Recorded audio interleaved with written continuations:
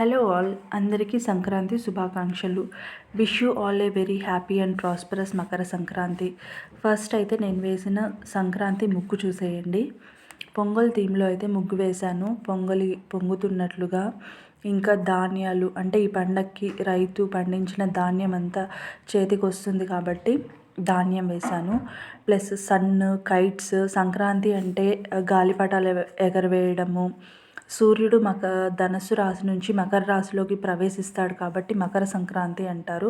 So అందుకే ఇక్కడ sun కూడా వచ్చింది. ఇంకా కైట్స్, ఈ ఫ్లవర్స్తో ఇలా చిన్నగా ముగ్గు అయితే వేసేసుకున్నాము. ముగ్గు ఎలా ఉందో కమెంట్ చేయండి. తర్వాత ఫ్రెష్ అప్ అయిపోయి యాజ్ యూజువల్ పూజ అయితే చేసేసుకున్నాము. ఇలా పూజ చేసుకున్న తర్వాత ఈరోజైతే మేము మా తాతకి బట్టలు పెడుతున్నాము. ఎవ్రీ ఇయర్ సంక్రాంతికి మా తాతకి బట్టలు అయితే పెట్టుకుంటాము. సో ఇంకా బట్టలు పెట్టడానికి కావాల్సినవి అయితే ఒక్కొక్కటిగా తెచ్చేసుకుంటున్నాము. తులసాకు, అరిటాకులు, మొగలి రేకులు, అరటి పండ్లు, ఇంకా షాప్లో నుంచి తీసుకోవాల్సిన సరుకులు అంటే ఆకు వక్కలు, బొరుగులు, కదుం పొడి, తిరుచందనం, నామకొమ్ము అవైతే తెచ్చేశారు డాడీ అయితే. ఇంకా ఆకులు ఇవైతే మా తమ్ముడు తెచ్చాడు. ఇంకా మా చెల్లి అండ్ మా తమ్ముడు కలిసి ఇక్కడ తోరణం అయితే రెడీ చేస్తున్నారు. మెయిన్ డోర్ దగ్గర ఇలా మామిడి తోరణాలు అయితే కడుతూ ఉన్నారు. ఇంతలోపు మా మమ్మీ అయితే వంటలు తయారు చేస్తుంది. చెరుకు గడలు అప్పుడే తేలేదు, ఇప్పుడు దొరికాయి ఇప్పుడు అనేసి ఇప్పుడు తీసుకొచ్చారు. నేనైతే పూజ చేసేసి మధ్య మధ్యలో ఇలా వీడియో తీసుకుంటూ ఉన్నాను.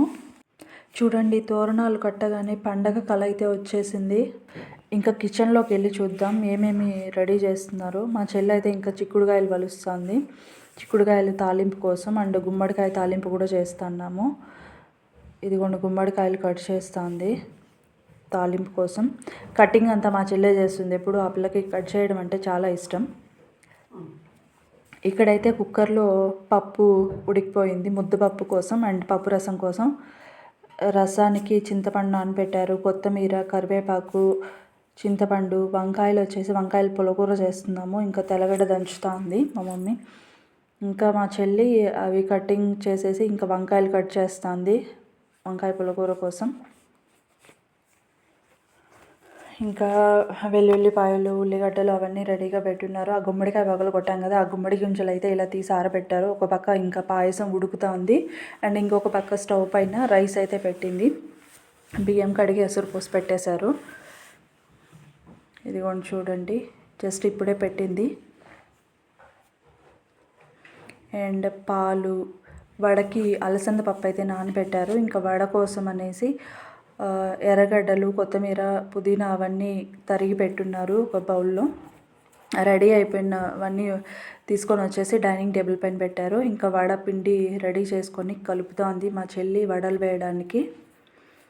ఇంకా మా మమ్మీ అండ్ మా చెల్లి ఇద్దరు కలిసి వడలు వేసేలోపు నేనైతే ప్యారలల్గా ఇక్కడ పూజ కోసం రెడీ చేసుకుంటున్నాను. ఆ వంటలు అయితే అన్నీ అయిపోయాయి, వడ ఒకటే పెండింగ్ ఉంది, అది వేస్తా అన్నారు. అంతలోపల ఇక్కడ రెడీ చేసుకుందామనేసి ఫస్ట్ అయితే అరిటాకు పెట్టేసి బియ్యం పోసుకొని దానిపైన పీట వేసేసి ఫోటో పెట్టుకున్నాను. తర్వాత ఇంకా దీపాలు అయితే రెడీ చేసుకున్నాను. ఫస్ట్ దీపం వెలిగించేశాను. మనం ఏ పూజ అయినా ఫస్ట్ దీపంతోనే స్టార్ట్ చేస్తాం కదా, సో నేను కూడా అలాగే దీపం పెట్టుకున్నాను. తర్వాత పీట పైన వచ్చేసి కొత్తగా తెచ్చిన బట్టలు, మేమైతే ఇక్కడ టవల్ అండ్ పంచా పెడుతున్నాము.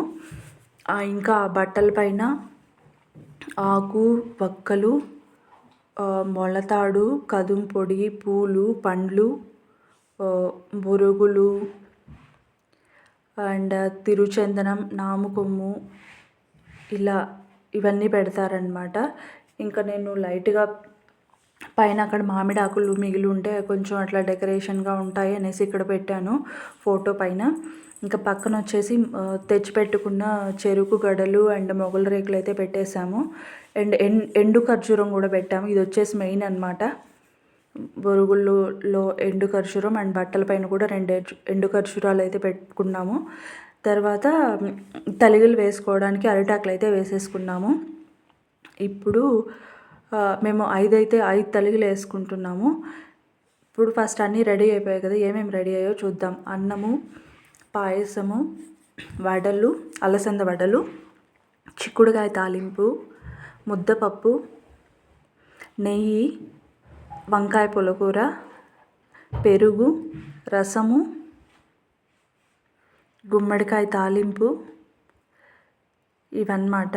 సో ఇప్పుడు ఇవన్నీ ఒక్కొక్కటిగా ఆకుల్లో వడ్డించేసుకుందాం. ఫస్ట్ అయితే అన్నం పెట్టకూడదు కాబట్టి వడలతో స్టార్ట్ చేసాము. వడలు, తర్వాత తాలింపులు వేసుకున్నాం. చిక్కుడుకాయ తాలింపు, గుమ్మడికాయ తాలింపు అండ్ నెక్స్ట్ అన్నం, దానిపైన ముద్దపప్పు అండ్ నెయ్యి.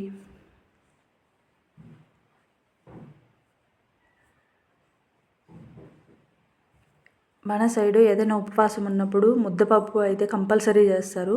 తర్వాత వంకాయ పులిహోర, పెరుగు, ఇంకా పాయసం కూడా వడ్డించేసుకున్నాం. ఒక అరటిపండు కూడా పెట్టుకుందాం. ఇలాగే అన్ని 5 తలుగుల్లో కూడా ఇలానే సేమ్ వడ్డించేసుకుందాము. చూడండి,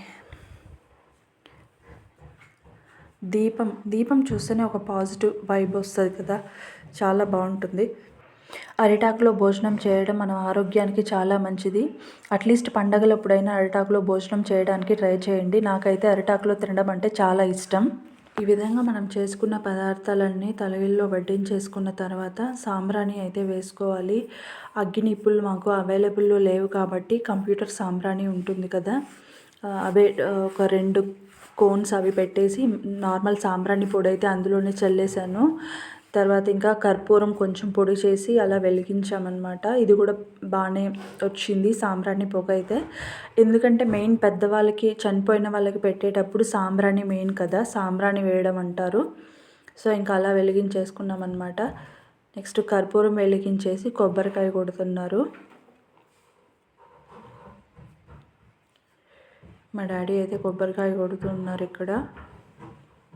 కొబ్బరికాయ కొట్టేసిన తర్వాత ఇంట్లో ఉన్న వాళ్ళందరూ ఒక్కొక్కరిగా ఇలా సాంబ్రాణి వేసి దండం పెట్టుకునేసాము.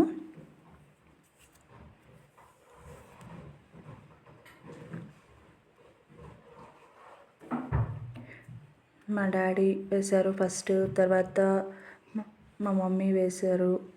మమ్మీ వేసిన తర్వాత ఇంకా మా చెల్లి, మా తమ్ముడు, ఇంకా నేను కూడా వేసేసాను. అందరూ ఇలా సాంబ్రాణి వేసిన తర్వాత కొంతసేపు ఒక 2 to 5 మినిట్స్ అలా గ్యాప్ ఇచ్చి, తర్వాత ఇక్కడ తలిగి వేసాం కదా, అందులో ఉన్న ఆహార పదార్థాలన్నీ తీసుకొని కొద్ది కొద్దిగా బయట కాకికి పెట్టాలన్నమాట నైవేద్యం.